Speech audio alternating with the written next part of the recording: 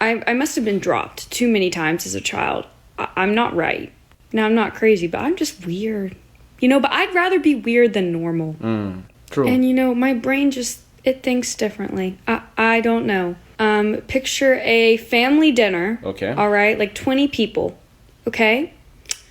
And it's like my grandpa's girlfriend, my parents, all my sisters, my aunts, my uncles, okay? We're all eating, and someone said something funny. It was my grandpa, I think. I think he said something funny. And I had seen some video on YouTube. I was maybe 14 or 15. I had seen some video on YouTube. It was talking about queefing. And I thought queefing meant laughing really hard. Which you could translate. You guys know what that means. I'm not going to explain it to you guys because I do not want to get demonetized. But yes, you guys know what it means. Okay, let's continue. Related to that. I don't know. I saw the video and I thought that was a word for laughing really hard, okay? So I had been using it. Okay. I don't know who all used it around, but I remember I'd be laughing and I'd be like, oh my gosh, I'm queefing so hard. Because I was saying it was funny, right? I did this around. Oh my gosh, it's very important, very, very important to know what words mean. This is when I realized, because they all called me out and told me that's not what it means. So my grandpa said something funny, and I looked at everyone, and I out loud blurted, and we were out at dinner, so we were in a restaurant. And I blurted out, and I said, oh my gosh, y'all have me queefing so hard right now. Oh my gosh, bruh, stop it. That didn't happen. Ah, shit. I told my whole family I was queefing. And then my grandpa looked at me and said, are you, Riley? And I said, yes, I am queefing so hard. Get out. That's so embarrassing. And I still get made fun of for it to this day. Some of the worst gaslighters on the internet are the pretty people who are like, being pretty isn't everything. Okay.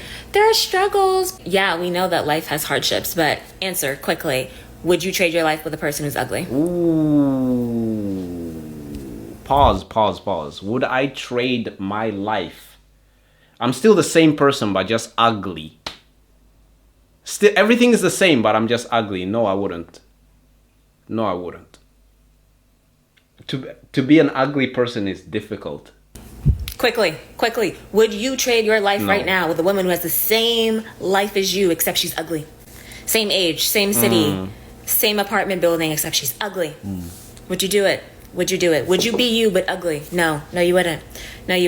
And do you know why no, you wouldn't? Because you are aware, even if it's in your most subconscious of brains, you know that you have some sort of leg up on life. True. Because people like looking at your face and or body. You know that. So stop gaslighting the girls and saying that being pretty isn't a privilege. It is. Yeah, it's very important to be pretty as a woman. You can achieve more by being a pretty woman than being an educated woman. I know that's controversial to say, but that's just the truth. Because if you're a pretty girl, you get the job. Even though you don't qualify for that job, you will get the job. And you probably run into a billionaire or somebody which likes the way that you look and will just give you things for free. So being pretty is like being famous. I'm talking about like a 7, an 8, a 9. You can do a lot. Guys will fly you out to Dubai. And think of this, even if you're like a 5, like there are certain 5s here in Sweden which are getting flown out to Dubai. This is one of the hardest morality scenarios that I have made. Your decision in this scenario does not make you a bad person, and there is no right or wrong answers. There is a serial killer in your town. Okay. It seems the motive for the killer is revenge, as they only go after criminals. Yes. Unfortunately, the killer also takes the lives of their family members, having no sympathy for them as well. Okay. You take care of your 8-year-old sibling after your parents passed from a tragic accident. One evening, you take your little sibling to the mall for some shopping and look away for 1 second to look at some shoes. When you turn back around, your sibling is nowhere in sight. You don't panic yet, as you believe they haven't gotten far, but after a couple of minutes of searching, you start screaming for help. Police get to the scene immediately and start searching, while you get in your car and drive around for hours looking for your sibling. After spending all night driving through the streets, you get a call from police with some terrible news. They found your sibling tortured and murdered. The next few weeks are a blur for you as police still have no leads. One evening while home alone, you receive a call from an unknown number, and when you answer, the person on the other end states that they are the serial killer and they have the person that took the life of your sibling. They give you an address, and out of desperation, you put your shoes on and head towards the location. When you get there, you see a man standing up holding a weapon along with another man and a teenager tied to their own chairs. The person holding the weapon tells you that the man that's tied to the chair is the person that took your sibling's life. At first you don't believe it, but then the man starts talking about the crime and giving details that no one else knows. The man then starts to cry, asking for forgiveness and if you can let their little sibling go since they are innocent. The serial killer then informs you of your only two options. You can either let the man and his little sister go or walk away and let the serial killer take both of their lives. Gosh. You know this serial killer has killed one of my siblings. And I get to choose if he dies with his sibling as well, or I can just let them go.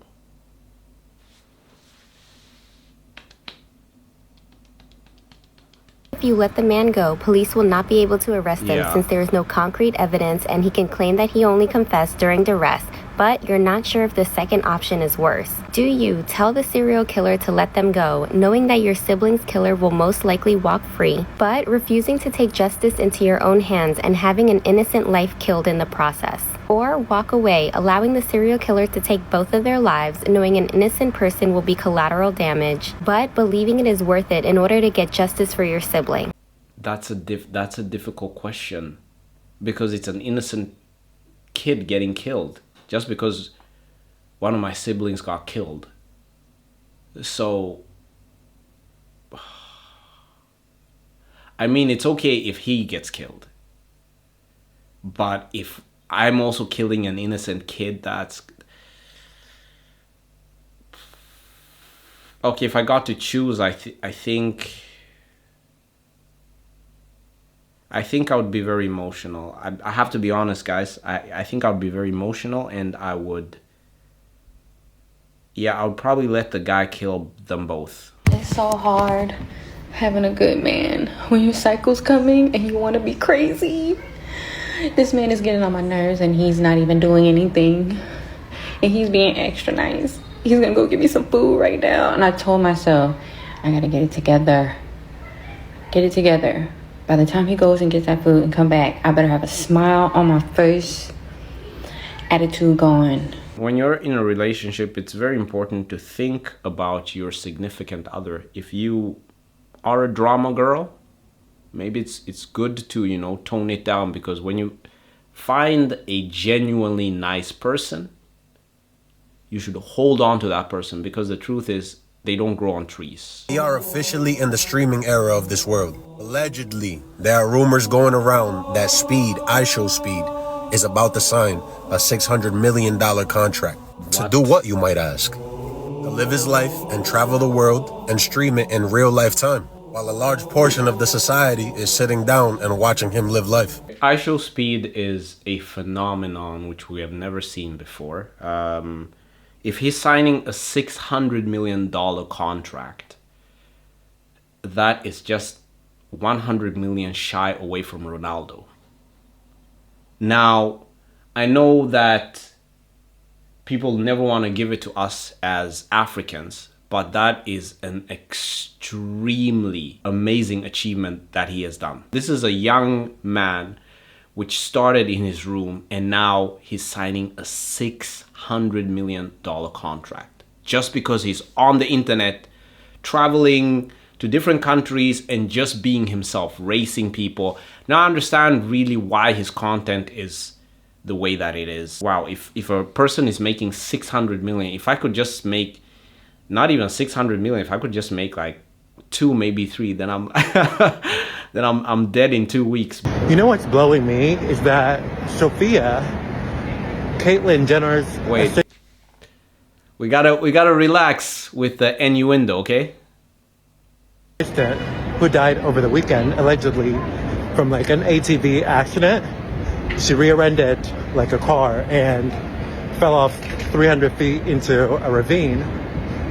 what's shocking me is she was only 29. I'm like, what? Like, so like I did a little bit more digging, and when I read, apparently they met around the time that Caitlyn came out. If you remember, like, it was all aired on Keeping Up with the Kardashians. But I met Sophia and her being Caitlyn, they met when she came out. And I'm like, what? Like I'm like, nothing was ever mentioned on Keeping Up with the Kardashians. So I'm like... Okay, first of all, I have to say, Caitlyn Jenner is a man that wants to transition to become a woman, but she's still dating women. Does that then make her straight? Because she hasn't, chopped it off. It's weird. Leave in the comment section what that is called, because to me it sounds like it's a man that wants to play dress up but still wants to F women. But I could be wrong. I'm not an expert when it comes to this. There's too many letters in the alphabet. If you guys catch my drift, let's move on. Men may think this is unhinged. Girls will think that's completely normal, mild even. One time I had a crush on a guy and I knew I was going to be hanging out with him, so I went and found his social media, which he did not know that I knew about because I hadn't followed him on anything, and he barely used social media. I think I found him through his Spotify profile. Okay, so you're stalking him. Okay. So I went and found his social media, and I was scrolling through all of his old posts. Mind you, he had not posted in years on there, but he used to travel a lot and would share photos of places he'd been. All of his captions were song lyrics. So I was scrolling back through all of them, reading his captions, whatnot. Totally normal. And I found this one caption that was a lyric from a song that was pretty niche. Like, it wasn't a song that a lot of people would know, but I knew it. I had heard it a couple years ago, and then I was like, oh, okay. Big brain time. So I knew we were hanging out. We were going to be at a bonfire. I was not hanging out with him specifically. I just knew he was going to be there. But I was like, how can I grab this man's attention? So I said, I'm gonna throw a lure in the water, because you can't complain about not catching fish if your pole is in the back seat. So I'm sitting there at this bonfire casual, right? We're all sitting around. It's getting late into the night, and there's this guy playing music on a speaker, and so I said, hey, can you play such and such song? And I just said the name of the song. This dude is sitting a few people away from me. He perks up, and he was like, you know that song? And I was like, yeah. This says a lot about female nature. If she wants to, she actually will. And I think this is a great reflection of that, right? There are a lot of guys which are texting girls and trying the most, right? Buying them flowers and all of that. But the truth is that a girl wants flowers from a specific guy. If you're not the guy, you're not the guy. So all of the texting, all of the buying her spicy pictures, that will never work. She will never date you. She'll just lose respect for you the more and more you try. Someone asked me, what do you think it would sound like if someone was brutally honest about removing sex from their marriage just because they're disinterested? Okay. Well, I think you would hear shit like, hey, I know that sex and intimacy is a big deal for you, and that we've always used it as a way to stay connected, have children, bond, show love and affection, but I don't want it anymore. I don't want to maintain it, and I really cannot be bothered. It's not medical or anything. I just don't want to. I don't want to touch you anymore. Yeah. And I don't want you to touch me. No more sex. But I don't want you to go outside and get it either. We're not opening the marriage because, well, then you'll meet somebody who's not going to give up on you, and you're going to want that. And you're going to see that I soft quit the marriage. Then you're going to want to leave. And then I'm going to lose all my comfort. And I'm okay with you losing your comfort, but I don't want to lose any of mine. So we're not going to have sex within the relationship, and you're definitely not going outside of the relationship, because then you're going to know that you deserve better. You at least deserve somebody who doesn't give up on you. So no, I'm actually just going to breadcrumb you along with false hope and then shame you with embarrassment into submission until you just stop talking about it. And by the time your mental health, deteriorates into depression and that, you're not going to want to do anything either. And after more years, you'll have invested so much of your life and time and efforts, you're not going to go anywhere anyway. That's why I don't think you hear the honest answer. Yeah, I've seen a lot of people which go through this in their marriages. They are just with a person which they don't really love, and usually the wife stops having sex with them and they become very depressed. And you know, as a man, I think sex is the appreciation that you get from life. And if you're working really, really hard and your wife just refuses to touch you and to even give you that validation as a man, then